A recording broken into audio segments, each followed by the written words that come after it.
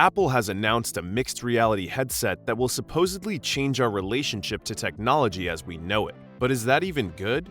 The history of virtual reality is full of examples of companies that have tried to innovate in this very challenging market and have completely failed, and many experts believe that Apple's VR goggles will meet the same fate. Stick around until the end to find out why Apple's Vision Pro headset will probably flop and what this would mean for the future of virtual reality. Alright, so VR goggles aren't really a completely new concept, no matter how hard Apple is trying to appropriate the idea by renaming mixed reality as spatial computing, whatever that means. The fact remains that several other companies have already attempted to innovate in this incredibly challenging market in the past, with varying degrees of success, of course. For example, as you might know, in 2014, Google released Google Glass, which ended up being one of the biggest flops in the company's history. Don't get us wrong, Google was completely ahead of its time for how it brought augmented reality features to the real world. No other company had ever successfully created a pair of glasses that could be controlled using voice commands to do things like giving users live navigation instructions and information like messages, maps, and other notifications. But all these features didn't distract users from the huge drawbacks to owning a pair of Google Glasses. First of all, the $1,500 price tag was insane and made Google Glass completely unaffordable for the average consumer. Also, most consumers didn't understand what was so great about being able to see a display in the corner of your field of vision when you could simply take out your smartphone and look at it. Add that to the fact that the battery life was terrible, and you can understand why Google Glass was a flop. After the Google Glass fiasco, the closest we got to real augmented reality for a while was people walking down the street trying to catch Pokemon on their phone. Then came the virtual reality goggles craze, which created a higher demand for products like the Oculus 2, letting huge companies like Facebook get in on the action. But despite their popularity, we can't really say that VR and AR products have had their iPhone moment just yet, meaning that these products haven't become a staple in the normal tech consumer's diet. While all of these developments were taking place, Apple was carefully watching, waiting for the right moment to jump in. But instead of being the pioneers of these new technologies, Apple has entered the AR and VR market in the most Apple way possible, by allowing other companies to develop the technologies first, and after getting a sense of what worked and what didn't, jumping in with their own high-end version of the product. Part of the reason Google Glass failed was because it put users in a kind of worst of both worlds situation. The only way a pair of AR glasses like Google Glass could work would be if the glasses seamlessly integrated into the world around the user and actually gave the user valuable information that can't be acquired by simply pulling out your smartphone. But Google Glass kept users with one foot in reality and one foot in augmented reality, all while making them look like nerds, which is probably why people came up with the term glassholes to describe people who wore the AR glasses. Google Glass was marketed as an on-the-go piece of AR technology for use on public transportation, on the street, and out in the world in general, and the world just wasn't ready for the potential privacy violations that this entailed, especially since Google Glass could be used to record videos without others noticing. Apple learned from this and decided to market the Vision Pros more as a stay-at-home device to be used for work and entertainment, and cross the gap between reality and VR/AR bravely by allowing the goggles to completely transform the user's field of vision, as opposed to Google Glass. Basically, Apple is making sure that if you're going to look weird with a VR headset, at least the experience will be enough to make it worth it. Now, let's address the burning question on everyone's mind. Will the Apple Vision Pros actually transform the world of VR, or are we looking at another massive flop? Before we go into why Apple's Vision Pros could fail, let's make this clear. The Vision Pros are an absolutely stunning piece of technology. These are the first VR goggles that you'll be able to control with hand gestures instead of controllers. The complex 3D experiences that these goggles offer are made possible by the Vision Pro's dual-chip processor.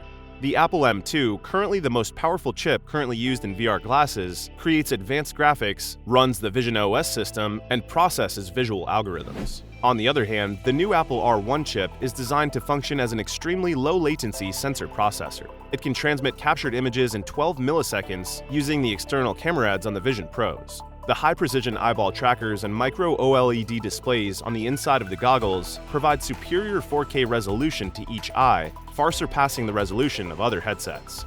These goggles also use a feature called foveated rendering, which maximizes image quality based on where your eyes are looking at the time.